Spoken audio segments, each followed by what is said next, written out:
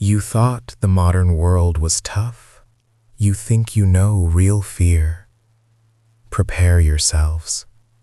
We are ripping the emergency brake on the timeline and plunging straight into the pitch-black heart of the 10th century, a time history books politely call the Dark Ages, a moniker that barely scratches the surface of the bone-chilling reality we are about to face. Forget everything you know about comfort. Forget safety.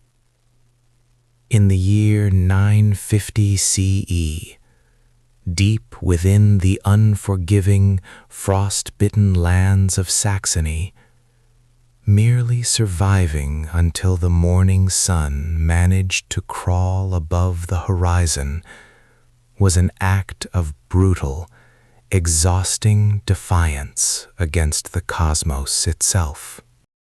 This was not just a cold winter. This was a geological catastrophe wrapped in a blanket of darkness.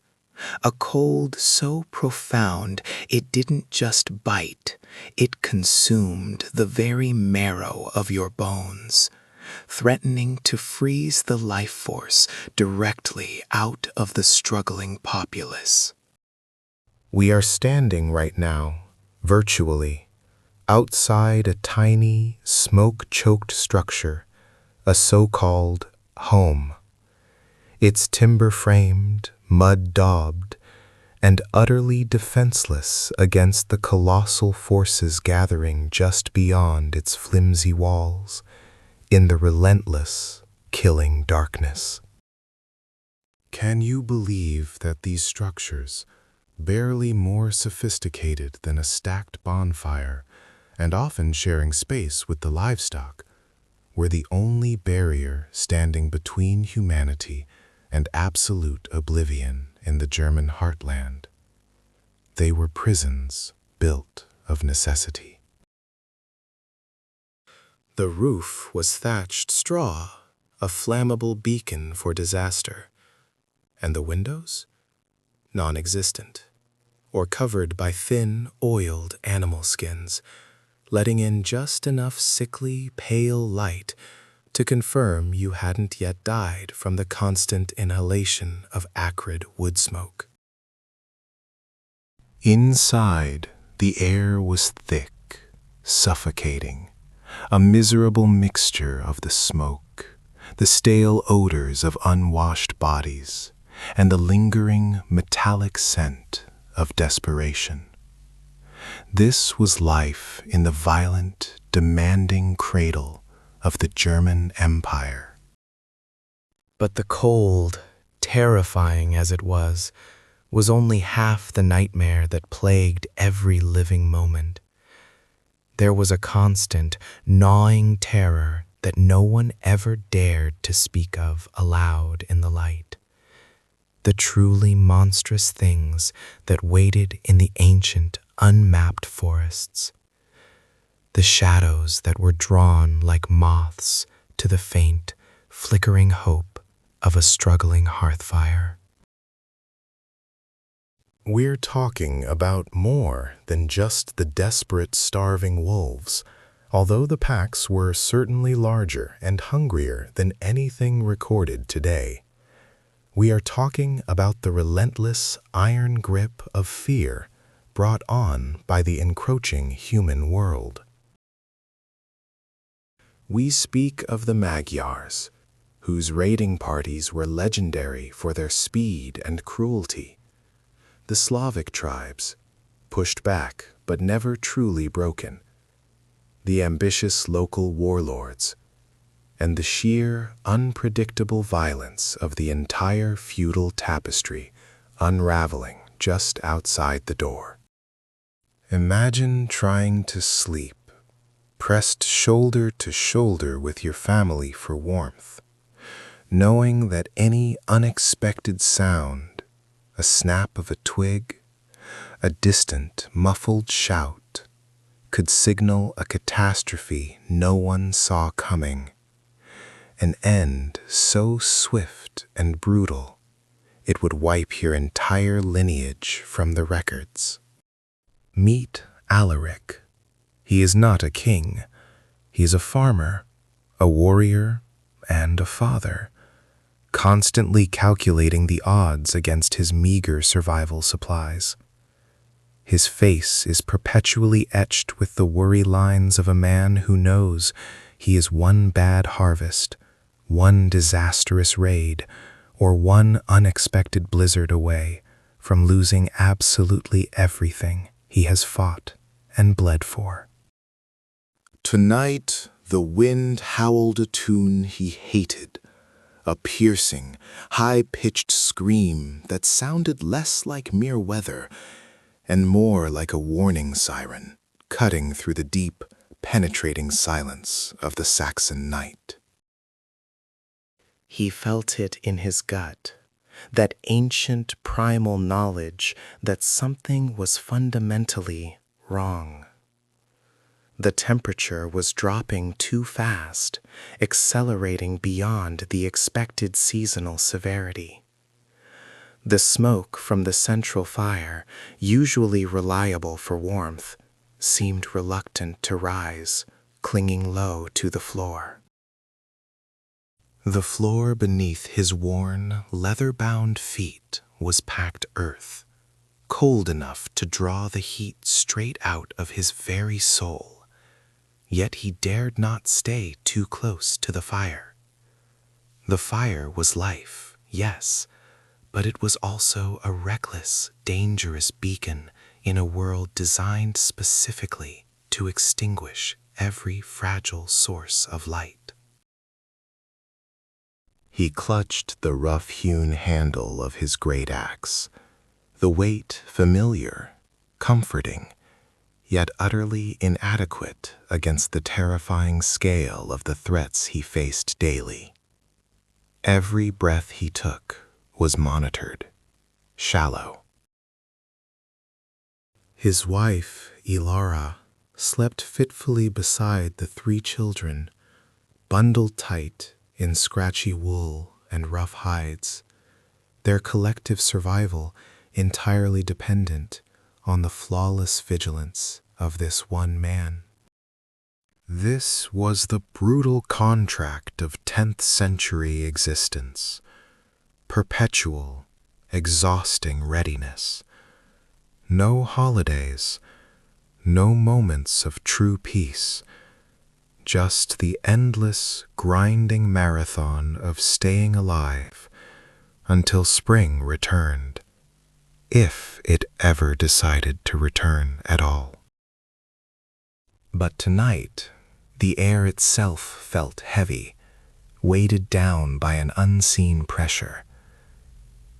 It was the kind of night where legendary heroes were forged, or where families were simply erased from the historical record, leaving behind nothing but cold ashes and unanswered questions, swallowed by the forest.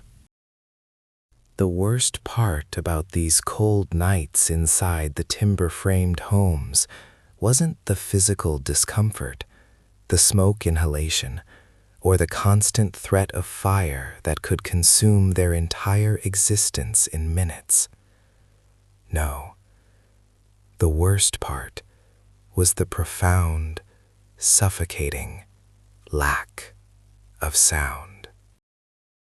When the forest went silent, truly silent, it meant that something massive, something terrifying was moving through the underbrush, scattering the lesser beasts and causing even the nocturnal owls to hold their breath in terror. That silence was the real killer. Alaric's eyes, hardened by years of watching the horizon for trouble, were fixed relentlessly on the door. A single, heavy slab of crude oak, bolted crudely with iron fittings, scavenged from some forgotten Roman ruin miles away. That door was their final, last line of defense.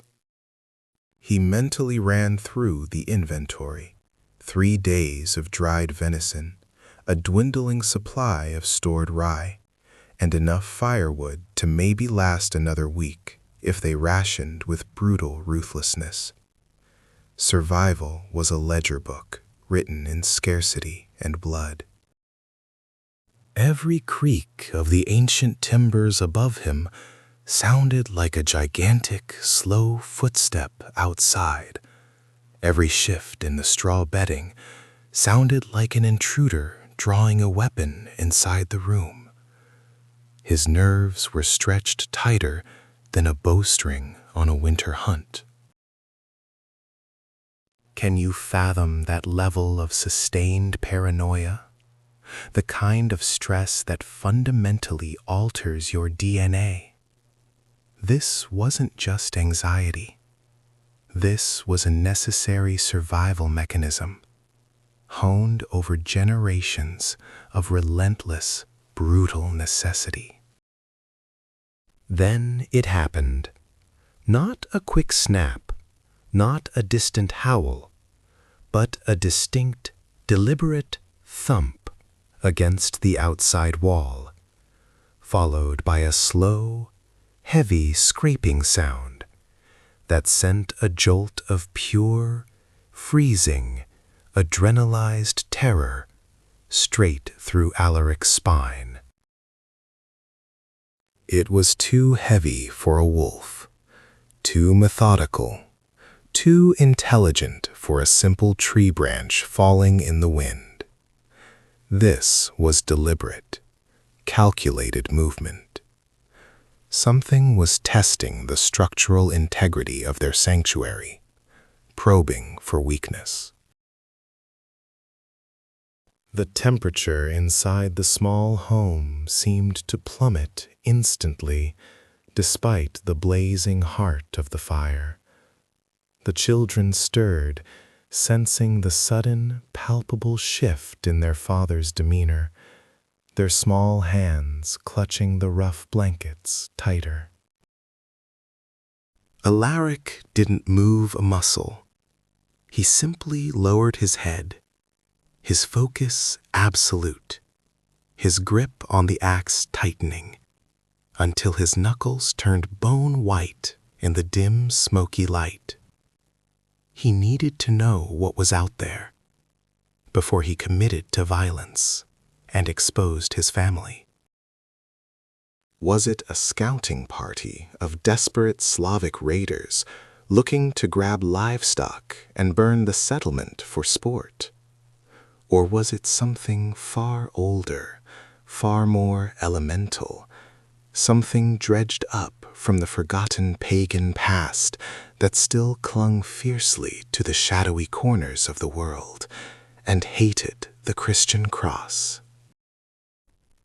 He waited, breath held, the silence amplifying the frantic, rhythmic pulsing of his own heart in his ears.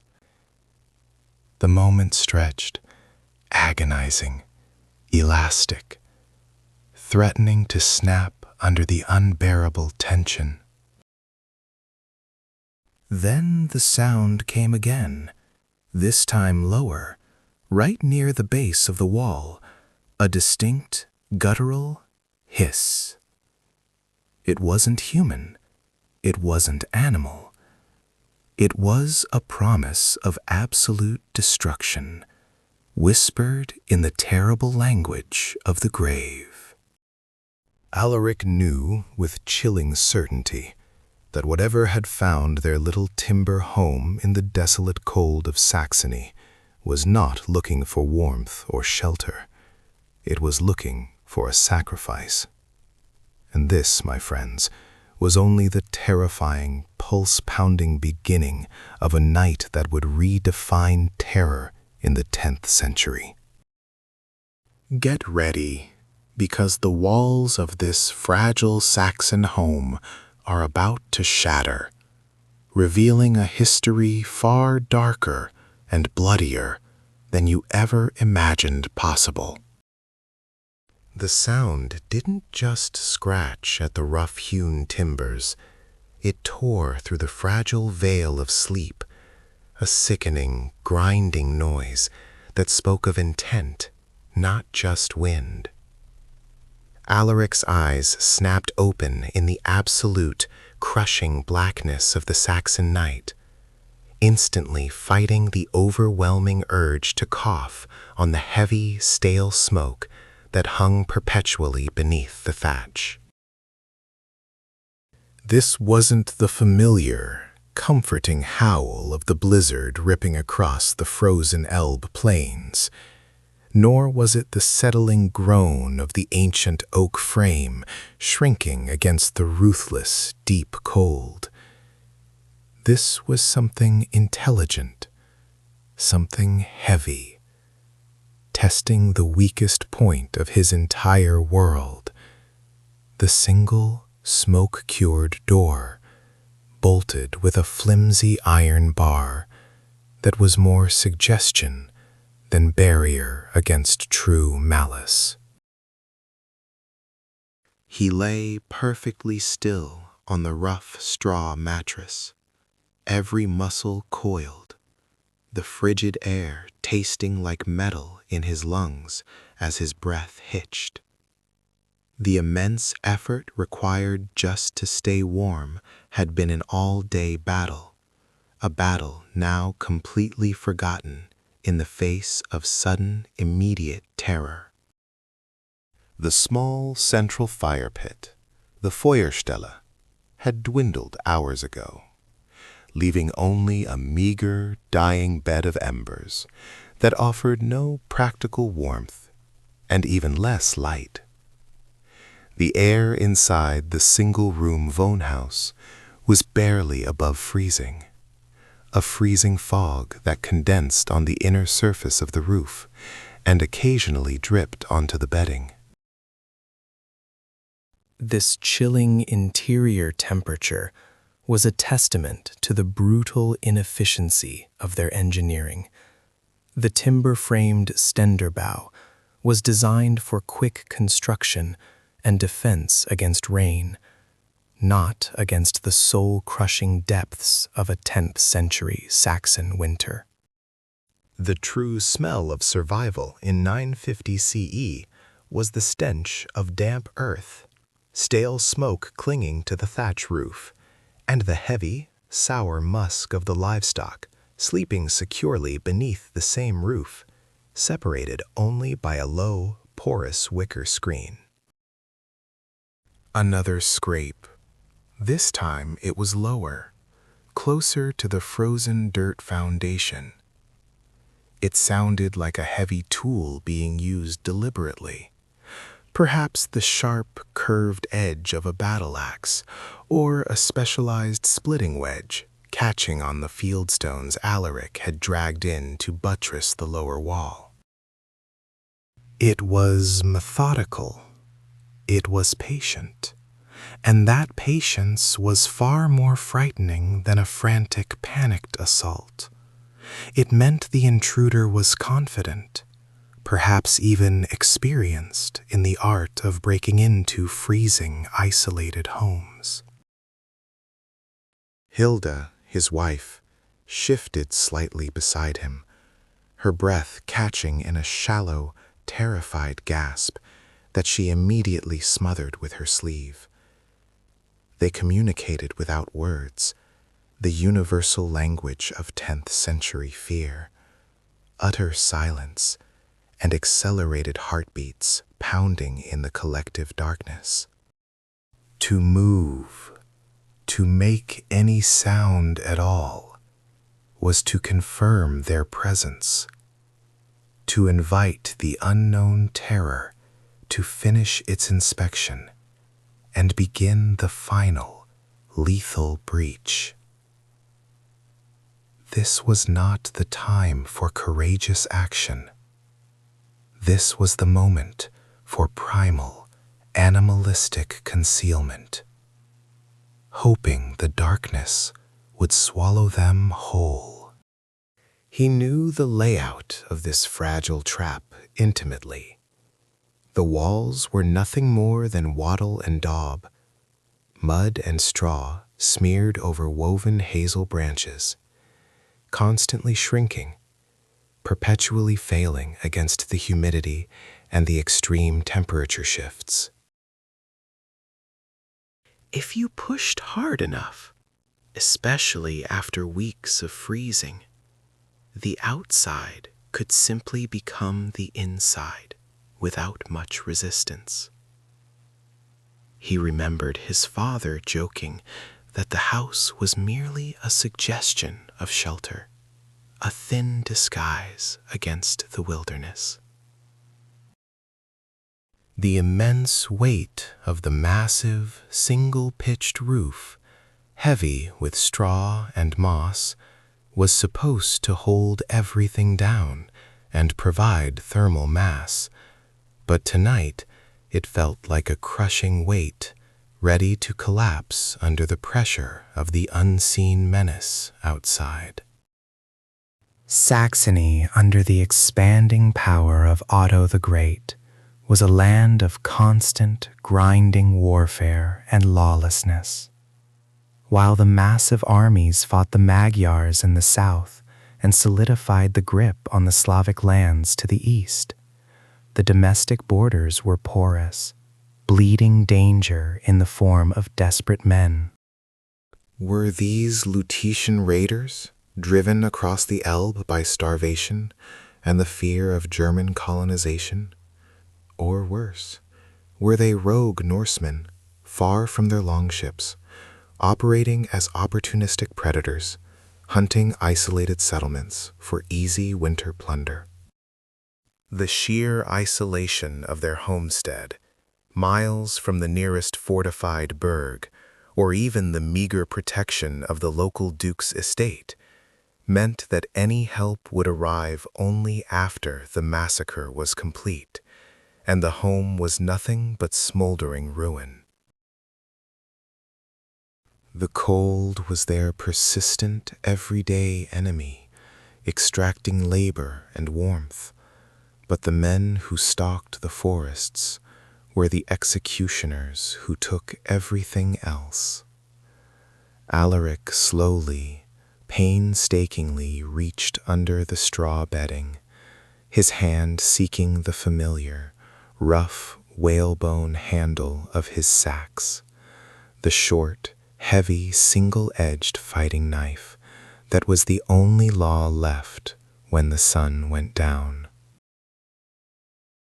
The heavy weight of the crude iron felt like an anchor in the storm of his fear, a cold comfort. He pressed his knuckles white, drawing a tiny, fragile measure of resolve from the cold steel, and the knowledge that he was armed, however meagerly, against the odds. Suddenly, the tentative scraping stopped. The silence that followed was not relief. It was a vast, echoing vacuum, the kind of absolute stillness that precedes the sound of shattering violence, a dreadful preparation. Alaric strained his ears, focusing past the roaring blood in his temples and the frantic pulse of the nearby goats housed 20 feet away. He realized the sound was now coming from above and slightly off-center. Something was moving across the rough roof thatch. It wasn't the light footfall of a fox or a weasel hunting rats. This was deliberate, heavy movement, shifting the ancient timbers and dislodging frozen clumps of sod and snow that rained down with soft thuds onto the dirt floor inside. Whoever or whatever was up there was actively looking for a breach, a weak point in the highly flammable roof structure, where they could drop straight into the sleeping area, maximizing the element of shock and terror, forcing compliance through fear. The Saxon home, designed primarily to keep the rain out and the livestock sheltered, was also a perfect funnel for an attacker. One way in, nowhere to run, and the only light source easily controlled by the invaders. He could dimly see the faint, almost imperceptible shadow of the roof timbers through the thin ceiling. And then he saw it. A small, splintered crack in the main crossbeam, visible only because the ambient starlight, faint as a ghost, was pouring through a significant chink in the eaves.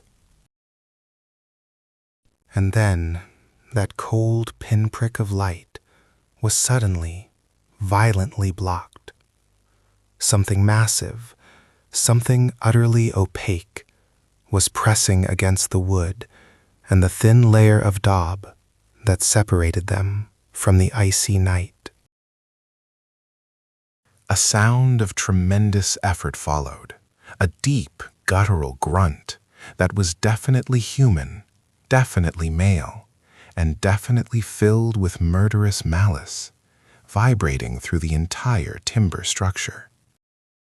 He heard the sickening snap of woven wicker as the daub was pulled away from the frame near the roofline. The structural integrity of their sanctuary was being dismantled, piece by desperate piece, the very essence of their security vanishing into the night air. Alaric knew he had mere seconds. If the attacker dropped in, they would land right on top of Hilda and the sleeping children. The knife was ready, but he couldn't fight an armored man in the pitch black without guaranteeing injury to his family. He had to draw the threat away, or better yet, make them hesitate. Inject a crucial moment of doubt into the assault plan. He had to remind the monster outside that this flimsy wall held not just soft, defenseless targets, but a defender who was ready to bleed the frozen earth dry. With a controlled burst of energy, Alaric ripped the heavy woolen blanket off his body, simultaneously rising to a low crouch, the sacks held low and reversed, ready for the upward thrust. He whispered a silent, desperate prayer to Wodan, the ancient war god they still secretly revered, despite the local bishop's stern, terrifying warnings about hellfire, and prepared to meet the terror head-on. The air above the crack shifted again, and a dark, massive silhouette began to descend, an inhuman shadow framed against the cruel, indifferent Saxon stars. The invasion had begun.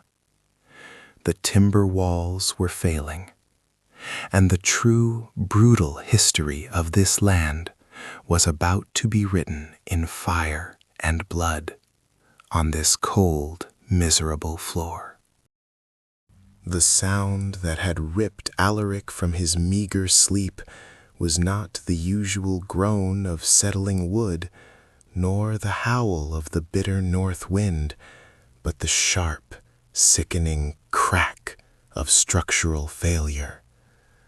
A sudden, lethal draft of air that felt less like cold and more like physical, razor-edged ice slammed into the interior of the hut, instantly extinguishing the already dying ember light on the hearth.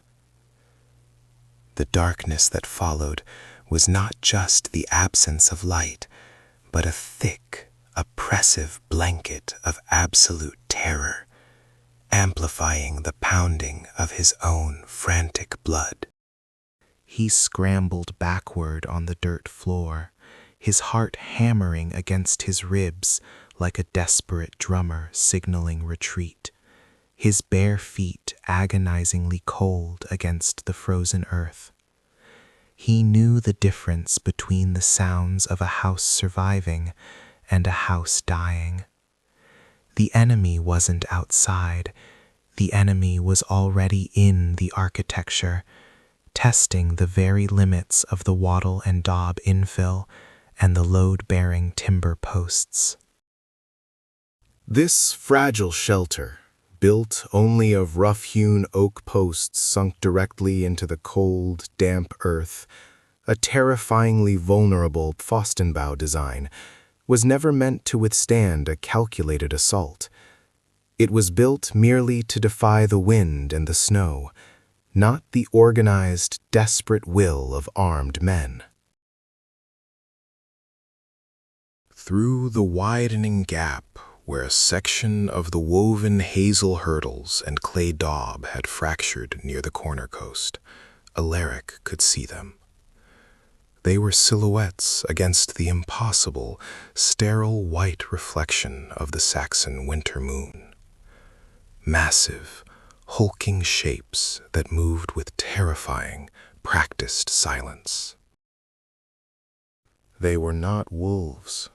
Wolves didn't wield axes that reflected the light with such chilling efficiency, nor did they move with such methodical intent. These were raiders, likely Magyars pushed west by starvation and the harshness of the Carpathian winter, or perhaps even rival German factions. Men who saw a single isolated timber farmstead, not as a home, but as a potential cache of grain, iron, and enslaved bodies, ready for the taking. His wife, Ilara, instantly suppressed the cry building in her throat, pulling the two youngest children tighter against her, burying them deep beneath the scratchy wool and animal hides. Survival in this era demanded absolute, instantaneous silence in the face of death, a desperate attempt to become invisible in the shadows. Alaric reached for his only reliable defense, not a sword which only the elite could afford, but a heavy, utilitarian felling axe, its edge maintained by brutal, constant necessity. This single shared space, the living area, the kitchen, the sleeping chamber, the small stofa where the few animals were kept for their warmth, was now an exposed death trap.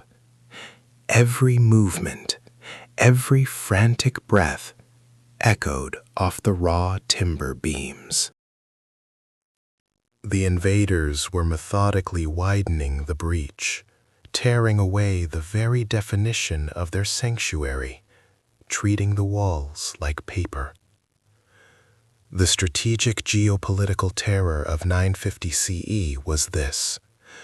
While Otto I, the mighty king of the Germans, obsessed over unifying the duchies and conquering Lombardy, the true, bloody work of empire was happening here, on the fringes. This farm was the literal, vulnerable edge of the emerging Ottonian realm, a boundary marked not by sturdy stone fortifications, but by the pathetic resilience of mud and sticks. The raiders knew this architecture intimately. They knew where the posts were weakest, where the daub had shrunk from the frame after a few too many seasons of contraction and expansion. They were exploiting the inherent structural failure built into every single settlement, trying to claw a living from the harsh, contested ground of Saxony. Alaric braced himself, the axe handle slick with cold sweat, knowing that if they breached the main timber frame, the small fire he had just nursed back to life would become the beacon drawing his executioners closer to the inevitable slaughter. With a final, agonizing shriek of splitting oak and snapping bindings, the section of the wall gave way entirely, collapsing inward in a shower of dry clay dust and shattered wood. The brutal reality of the night flooded in, the frigid air, the heavy scent of unwashed horse, and the massive cloaked figures filling the sudden void. There were at least 5 of them, their faces masked by shadow and grime, but their intent screaming louder than any battle cry. Their first move was not to loot, but to secure the destruction.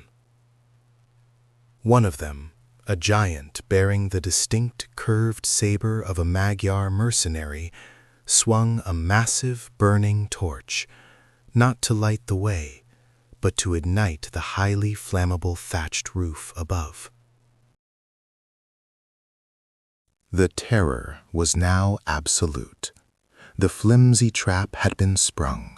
The flammable structure that was meant to protect them was now actively becoming the means of their incineration. Alaric roared, a sound torn from the deepest well of primal fury, and surged forward, swinging the felling axe in a wide, desperate arc. He wasn't aiming for a kill. He was aiming for the torch, the epicenter of their doom, the single point of entry for the true terror of the 10th century. The blow glanced off the Magyar's leather-armored shoulder, but knocked the burning bundle of reeds flying, sending a shower of sparks across the dry straw bedding on the floor. The fight devolved instantly into a terrifying close-quarter scrum, illuminated only by the frantic dance of the scattered embers that threatened to catch the dry thatch immediately. The cold outside was a weapon, freezing the sweat on his brow, but the heat inside was now a greater threat, spreading rapidly through the dry, decade-old timber. This was the terrifying calculus of 10th century Saxon life. Death lurked not just in the hands of the enemy, but in the very design of your home. He parried a heavy shield, the impact jarring his teeth, and realized with sickening clarity that these men had not come for a quick raid. They had come to purge the settlement, to leave nothing behind but ashes and a horrific warning, ensuring that this cold, miserable corner of the world remained untamed, un-Saxon, and forever under the dominion of chaos. The air grew thick with smoke, and Alaric knew, with chilling certainty, that he was fighting not against 5 men, but against the combined destructive forces of history itself, demanding his immediate extinction. The world dissolved into the high-pitched, splintering scream of dry oak. The axe, wielded with desperate animal strength, did not merely strike the door. It tore the very fabric of the house's defense, plunging the already suffocating interior into an instant maelstrom of freezing air and violent intent. Alaric did not hesitate. He had spent 20 years navigating this unforgiving wilderness of the Carolingian remnants, and hesitation was the shortest, most direct path to the unmarked grave beneath the unforgiving loam. The smoke, thick and punitive from the poorly vented hearth, saved him. It was a blinding, chemical shield, forcing the attackers to choke and pause right in the breached threshold, where the temperature differential, the brutal shock of the external cold meeting the struggling interior heat, was enough to steal the breath from their lungs and cloud their vision. He drove the fire poker, a long, heavy length of rough-forged iron, low and hard, not aiming for a killing blow, which would be impossible in this chaos, but for disabling impact, shattering the fragile integrity of the knee of the first silhouette to stagger past the frame, dropping him instantly with a sickening, wet crack. This wasn't some mighty stone keep of the rising Ottomans. This was a Saxon wohnhaus, a temporary, agricultural shelter against eternal chaos, designed to last perhaps a generation before being deliberately disassembled or falling to rot. Its walls were nothing but interwoven hazel branches plastered with mud and dung, wattle and daub, a construction method unchanged for 1,000 years, now brittle as glass in the deep frost. Every impact resonated through the entire frame, a terrifying structural symphony, signaling imminent, catastrophic collapse. These timber homes were engineered for speed of construction and resource efficiency, not siege defense. The Foston, the main support posts, were merely driven into the ground, not set in stone foundations, making the entire structure susceptible to being rocked and toppled by concerted effort. They were organized. 5 men, yes, but not common bandits stumbling drunkenly in the dark. These moved with the grim, professional efficiency of men who had seen war, men who understood precisely how quickly a life could be extinguished between the Elbe and the Weser, between the tenuous authority of the emerging German kings and the endless, predatory hunger of the Slavs to the east. The leader, a massive shadow framed by the icy moonlight pouring through the shattered door, carried a short spear, its iron tip glistening with frost and the promise of quick, surgical death. Alaric retreated slightly, drawing them deeper into the dense, heated atmosphere of his home, where his eyes, accustomed to the dim glow of the sputtering oil lamp, held a slight temporary tactical advantage over the men struggling to adjust from the perfect blackness outside. He spun, grabbing a coil of rope used for trussing game, and lunged toward the central roof support post, the massive, load-bearing stender. If they were smart enough to bring that down, the entire heavy weight of the massive thatched roof, 3 tons of frozen straw, waterlogged timber, and packed snow, would crush them all indiscriminately, ensuring silent, swift extinction for everyone inside. The sound of the battle was horrifyingly intimate, amplified by the thin walls, the wet thud of wood on flesh, the ragged, painful gasps of men fighting for air in the smoke, the low, terrifying moan of the timber framing as the entire house twisted and warped under the violence. Somewhere in the back, behind the thin wattle and daub partition separating the living space from the communal storage area where the winter stores were kept, his wife, Ilara, held their children silent, their fate hanging precariously on the next swing of Alaric's improvised iron weapon. This wasn't merely a fight for gold or livestock. This was the primal struggle for the continued existence of his bloodline against a world that perpetually, systematically, sought to prune the weak and reclaim the land for the wild. The attackers were now trying a new, dangerous tactic. They were probing the exterior walls, searching for the weakest points in the brittle mud and stick cladding. Realizing the main doorway was a fatal bottleneck Alaric controlled. The massive, thick, heavy thatch roof, usually the symbol of shelter and security against the endless rain, now became the ultimate threat. That 3-foot layer of frozen straw wasn't just rudimentary insulation. It was a perfect combustible fire hazard, a haven for rats, and, crucially, a dense weight of material ready to avalanche down if the structural purlins faltered.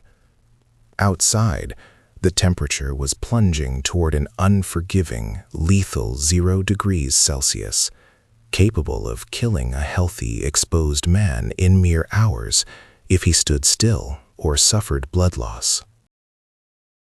The few seconds the door had been ripped open had flooded the room with air so sharp it felt like shattered glass slicing the lungs, immediately stealing the precious stored heat Alaric and his family had banked through hours of effort. The men fighting were battling not just Alaric, but the raw, brutal, elemental power of the Saxon winter, a silent, ceaseless killer that always claimed the ultimate victor's spoils, regardless of the outcome of the human conflict. Alaric saw his chance, a desperate move fueled by adrenaline and the sheer will to survive. The hearth fire, usually a source of passive comfort, was now a chaotic, spitting, dynamic beast in the center of the room. He kicked over a heavy wooden bucket of water near the fire pit, sending a massive cloud of hissing, superheated steam and choking ash directly into the faces of the 2 men nearest the center post who were trying to flank him. They shrieked, blinded for an agonizing momentary second as the steam seared their already cold skin. He didn't wait for them to recover. He lunged immediately, driving the sharp, crude end of the iron poker not at the heavily protected head, but through the attacker's heavy wool tunic and into the soft, unprotected, yielding flank, twisting the metal with a brutal, satisfying crunch that signaled internal bone had given way. 1 down, 4 remaining, now staggering backward, realizing with dawning cold terror, oracle animal. The first man Alaric struck, the one with the shattered knee, was crawling away, dragging his limp, useless leg through the muddy floor, his whimpers swallowed instantly by the roaring wind now screaming through the gaping, jagged hole in the doorway. The house was grievously wounded, bleeding cold air and smoke, its structural integrity fatally compromised, every wooden joint screaming in protest. Alaric stood over the dying man, his chest heaving, his vision blurring from the smoke and exertion, listening intently to the crunch of frost under the boots of the 3 remaining, dark shadows retreating back into the overwhelming, lethal blackness outside. They were gone for now, but the battle was emphatically not over. They had merely retreated to reassess the vulnerability of the shattered timber frame, preparing for the true, sustained assault that the brutal historical necessity of survival demanded. This treacherous, frigid night was far from finish. Alaric jammed the rough-hewn oak wedge into the gaping maw where the clay infill had disintegrated, his breath fogging the sliver of moonlight that pierced the breach. Every muscle screamed against the paralyzing cold, a cold that wasn't just temperature, but a physical, crushing weight designed by the devil himself to extinguish the struggling Saxon flame of life. He knew this patch was temporary, a pathetic truce negotiated with the merciless northern winter. The timber frame, often lauded as the great Germanic innovation, the fockwork that defied stone, was revealing its fatal flaw under this sustained, brutal assault. The very joints, pegged with tree nails and designed to flex slightly, were now groaning like dying beasts, contracting violently as the temperature plummeted toward the historical threshold of certain exposure death, the true killer in 10th century Saxony. He could hear the low, terrified whimpering of Alara and the children huddled by the central hearth, their fear a palpable entity thicker than the acrid smoke clinging to the heavily thatched roof. The fire, their only true ally, was a greedy monster demanding constant wood, its momentary warmth receding instantly into the vast, hungry darkness pressing in on the fragile structure, amplifying the terror of their domestic imprisonment. The failure wasn't just the impact, it was the structural betrayal of the infill itself. The mixture of straw, dung, and clay, the very guts of the house, had absorbed the internal moisture from their breath and cooking, only to have that moisture flash freeze in the extreme sub-zero air, exploding the weak bonds of the wattle and daub like 1,000 tiny internal bombs going off in slow, agonizing succession. This wasn't just a draft. It was a portal to the endless, icy void of the 10th century European wilderness, a catastrophic failure of engineering, magnified by the environmental hostility of the era. Alaric scraped the back of his hand across the splintered surface of the main sill beam, feeling the agonizing vibration of the whole house shuddering against a force that remained stubbornly unseen, yet profoundly felt. Was it the legendary Lupus gigas, the massive wolf pack driven mad by famine and desperate hunger, seeking the warmth and flesh within? Or was it worse, the stealthy, organized cruelty of the Slavic raiders, rumored to be prowling the Elbe frontier, pushed westward by their own desperate need for grain, gold, and most terrifyingly, captives to sell into the burgeoning slave markets of the East? The stillness that followed the initial crash was the most terrifying sound of all. The deep, historical silence of a world where silence meant lethal predation was stalking its prey, calculating the next, more precise move.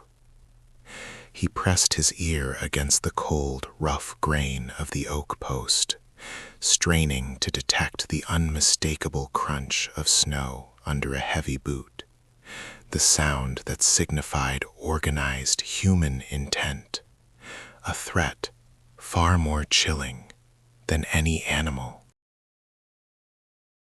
His mind raced, calculating the odds of survival based on the very construction of his home. The house, built intentionally close to the earth to conserve the minimal heat rising from the ground, meant any predator or raider was already right upon them, right at the foundational level. There was no perimeter, no defensible space beyond this single flimsy layer of wood and dirt, making every corner a potential vulnerability. He recalled the warnings from the local graph during the last levy. The geopolitical instability had reached a fever pitch. Emperor Otto was far to the south, dealing with Italian intrigues and papal politics, leaving the Saxon heartland frighteningly exposed to the shifting, mercenary allegiances of the pagan tribal federations and disgruntled nobility to the east. Alaric gripped the heavy iron poker, its cold handle stinging his palm, the only weapon truly capable of puncturing the thick hides of beasts or the heavy leather armor of a determined man. He peered through the tiny, high window, a mere slit of oiled animal bladder meant to let in light, not provide defense, and saw nothing but swirling snow and the black, impenetrable silhouette of the surrounding forest, which seemed to swallow the house whole. He had to make a choice instantly: retreat to the secure stuba, the small, inner, warmest room usually reserved for sleeping, near the back wall, or stand his ground and defend the breach in the main hall. Retreat meant abandoning the meager stores, their food security, and compromising the structural integrity of the larger space, a concession to the cold that would rapidly drain their remaining life force over the long night. He chose the fight, fueled by the desperate, primal instinct of a father protecting his bloodline. He moved with a practiced, desperate urgency, dragging the heavy, smoke-blackened storage chest filled with salted meats, dried grain, and precious dried herbs to buttress the weakened section of the wall. This chest was their survival, now suddenly their shield against the unseen enemy. An act of sheer, terrifying commitment. As he shoved the chest, his foot slipped on something slick and utterly unexpected. Not ice, but a thick, dark viscosity on the earth floor, slowly seeping inward from the breach he had just temporarily sealed. It was blood, thick and rapidly cooling in the brutal air. Not his own. A chilling, agonizing realization snapped through the paralyzing fear. Whatever had struck the wall had been injured, driven off by the initial noise, or perhaps by the frantic shouting and the brief appearance of a light source. But it was still out there, bleeding, lurking, desperate, and certainly not alone. The metallic, earthy scent of fresh blood filled the freezing air, a primal alarm bell ringing the doom of the night across the exposed land. This was not a wild beast merely stumbling through the dark. This was a calculated, painful retreat by a thinking adversary. The enemy knew they were inside, and the enemy was wounded and potentially enraged by the injury. Alaric felt a surge of terrifying clarity mixed with pure adrenaline. The initial assault was merely reconnaissance, a probing attack to test the limits of the human resilience inside. The predator, human or animal, it mattered little now, was regrouping in the shadows, waiting for the cold to do its slow, corrosive work, waiting for the fire to dwindle to embers, waiting for the inevitable moment when the human resolve inside the fragile timber cage finally cracked and splintered like the wood.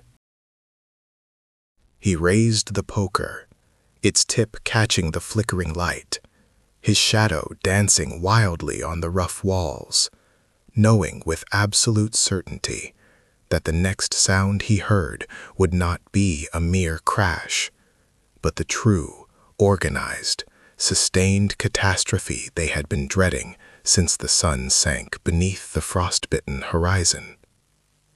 The house was wounded. The enemy was wounded. The deadly, inevitable endgame of this dark Saxon night had begun, and only one side would see the fragile light of dawn. The air pressure inside the wattle and daub cage shifted violently, sucking the precious, smoky heat outward like a dying breath. Alaric's lungs seized on the sudden influx of the exterior frost, sharp enough to draw blood. The enemy was retreating, yes, but its movement was not stealthy. It was a horrid, grinding sound, the sound of heavy weight dragging across frozen earth, punctuated by wet, guttural gasps that echoed the desperation of a cornered predator. He scrambled toward the breach, not daring to look away from the hole ripped into the fabric of their shelter, a gap where 3 layers of meticulously applied clay and straw had just minutes ago promised relative safety. Now the wind howled through the exposed timber frame, singing a high-pitched, deadly song of inevitable collapse. In this brutal, unforgiving sanctuary, the house was not just 4 walls, it was the entire universe, the sole defense against the twin evils of the outside world, the rapacious human raider and the merciless killing cold. To lose the structure meant instant exposure, guaranteed death by hypothermia, long before any blade could find its mark. Alaric pressed his face against the intact section of the wall, peering through the smallest crack, using the minimal light cast by the nearly extinguished central hearth. He saw it.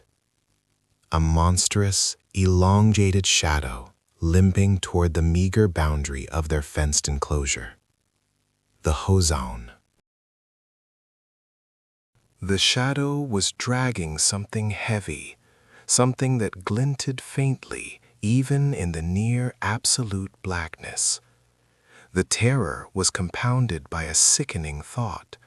The enemy was not just injured, it was potentially retrieving a weapon, or perhaps dragging the heavy iron tool it had used to initially test the structural integrity of the home. Iron was rare. A single axe head or spear point was worth a year's wages to a common peasant, and its mere presence here signified a threat far beyond a common bandit seeking simple sustenance. Behind him, Elara, his wife, remained silent, a monument of forced stillness, holding their 2 youngest children pressed against her tunic, their tiny breaths catching like failing mechanisms in the dark. Their eldest son, 7-year-old Theron, clutched a heavy wooden club, a farm implement, useless against true armor, yet held with the defiance of a future warrior. Alaric knew he had mere moments before the wound in the wall rendered the entire house uninhabitable, allowing the killing chill to fully invade and paralyze them all. He commanded Elara to move the massive, heavy oak chest, their most prized possession, holding their winter stores of dried meat and grain, and push it against the shattered frame. The chest groaned against the pressure, but it was a temporary fix, delaying the inevitable collapse of the load-bearing post the enemy had targeted with such vicious accuracy. He needed straw, layers of it, packed thick and damp, to temporarily patch the breach and insulate them against the sub-zero air currently rushing past his ears. The cold was a physical assailant, draining their strength and thickening their blood, a more reliable killer than any human assailant.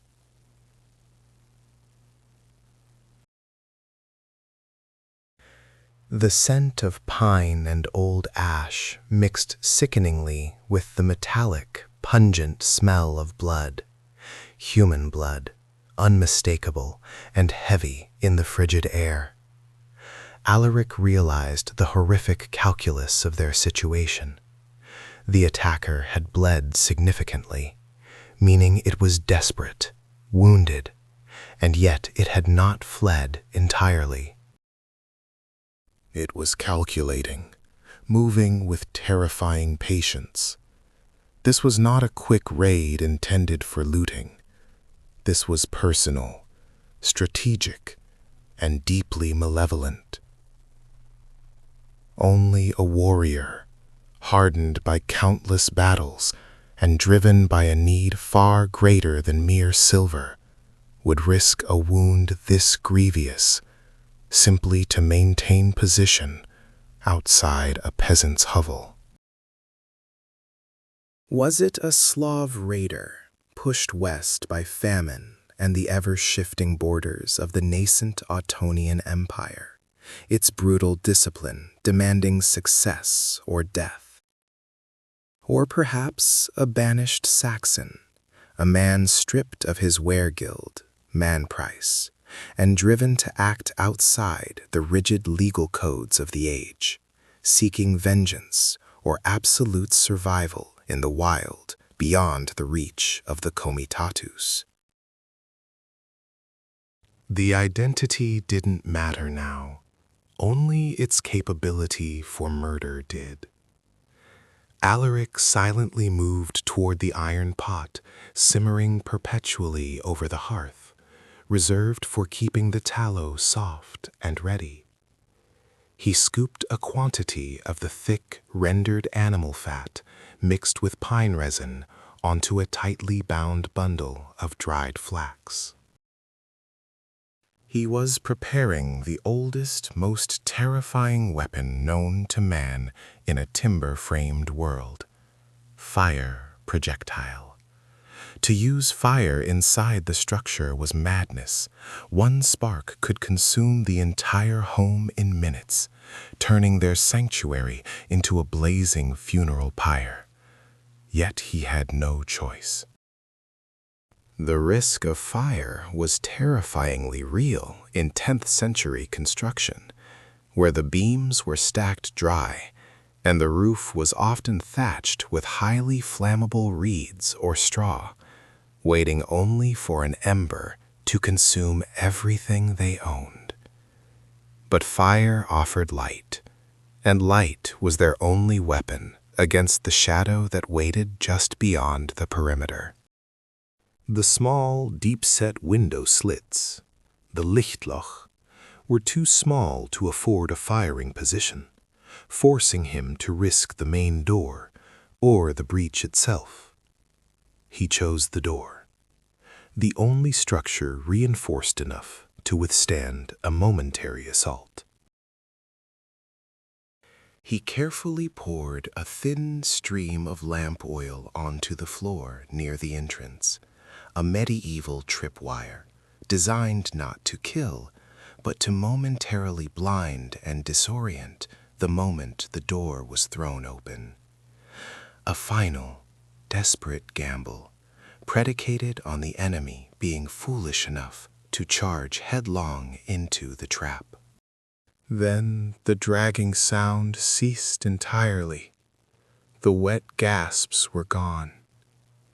An absolute, crushing silence descended upon the frost-encrusted fields of Saxony, broken only by the frantic drumming of Alaric's own heart, amplified by the heavy stillness of the night. It was the silence of the hunter who has successfully concealed itself, the moment of deadliest tension before the final, explosive move. The cold intensified sharply, pulling the last vestiges of warmth from the interior. The exposed wood near the wall breach began to groan under the strain, contracting violently. Alaric knew the enemy was close, likely pressed against the wall itself, listening, smelling the fear and the heat escaping the damaged frame. He raised the flax bundle, now saturated and ready to be lit by the last glowing ember. He looked at Alara one last time, a silent promise and a silent farewell passing between them. They were no longer Saxon peasants surviving the cold. They were two combatants, fighting a silent war for the continuance of their bloodline against the utter brutality of the age. The house shuddered again, but this time the tremor came not from the wind, but from a precise, calculated impact on the far side of the foundation. The enemy had moved, silently, cunningly, targeting the weakest structural point they had missed before, the timber sleeper beam, resting directly on the frozen ground beneath the frost line, where the ice would transmit sound and shock perfectly. The final countdown had begun, and the world outside was closing in to claim them. The shudder that ripped through the earth was instantly translated into a violent, sickening crack that splintered the very air inside the main room. Alaric instinctively threw his body over the children, shielding them from the potential rain of frozen clay and straw that formed the flimsy walls of their sanctuary. This was not the rumble of distant war. This was the hammer blow of immediate, crushing reality, landing right on their doorstep, or perhaps directly on their supporting posts. The entire east-facing wall, the one most exposed to the gale and the most brittle from the sustained deep freeze, seemed to inhale sharply, the dried mud matrix protesting its existence against a force that defied simple winter wind. Gisela screamed, a sound swallowed instantly by the roaring cacophony now emanating from the outside world, a sound that was both a terrifying growl and the metallic scraping of something heavy being dragged across the ice. Alaric knew the terrifying truth of their home. It was a Fachwerkhaus, a marvel of medieval engineering, designed for speed and resource efficiency, not siege defense. The vertical posts, Ständer, were the only things bearing the massive weight of the roof thatch and the upper story, and those posts were anchored only by being sunk into shallow holes, resting directly on the frozen ground beneath the frost line, where the ice would transmit sound and shock perfectly. The final countdown had begun, and the world outside was closing in to claim them.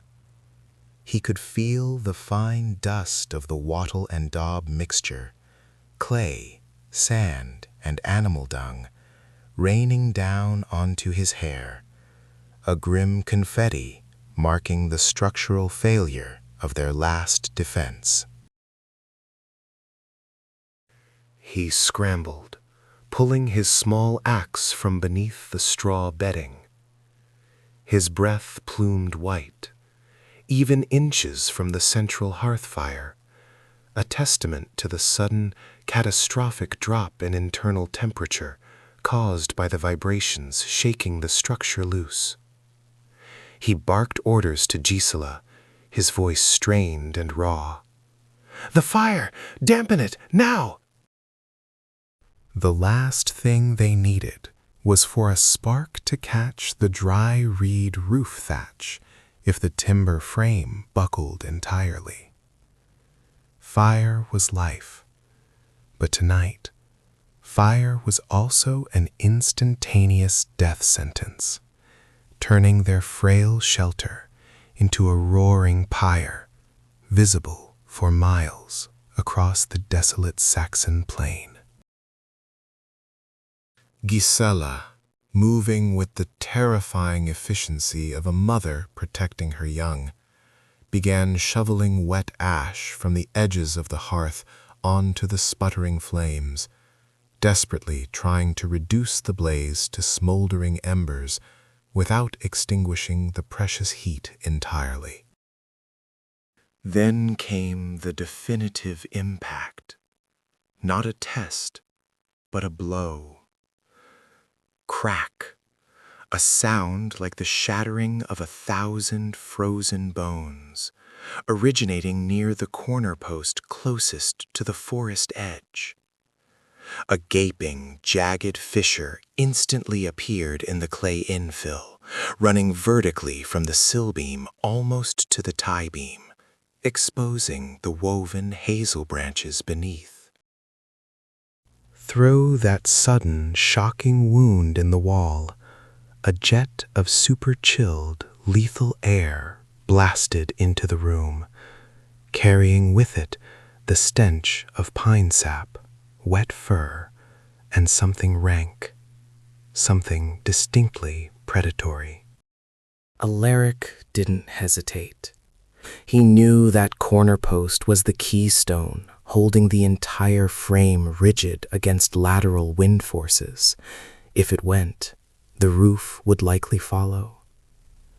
He shoved a heavy, crudely carved chest, their only storage unit, against the wall, trying to bridge the gap and provide temporary structural support. A futile gesture against true destructive force. But the threat was not merely trying to break the wall, it was trying to see.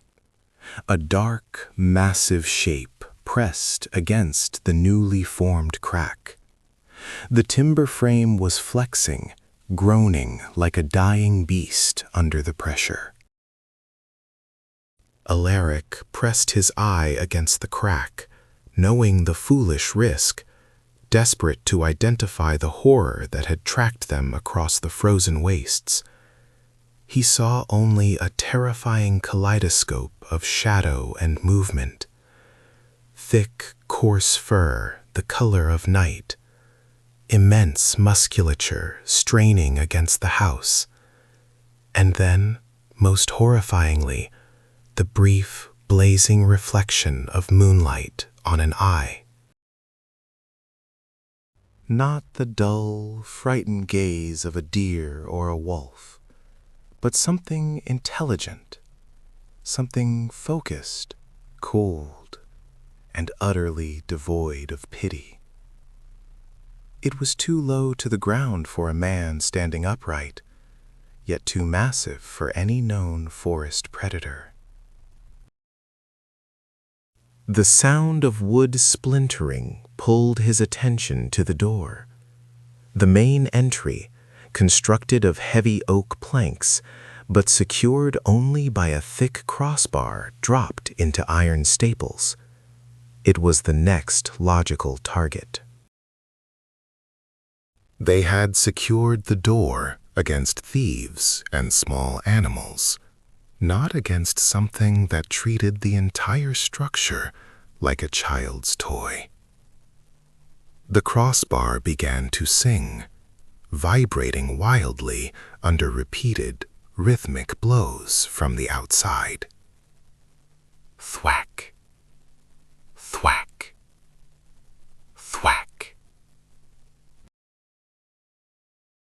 Each strike sent tremors through the entire floorboards, which were merely split logs laid across the joists, not tightly fitted planks. The heavy oak door itself was flexing inward, the wood screaming under the strain. Alaric realized the terrifying reality of their situation, a reality that medieval life constantly enforced.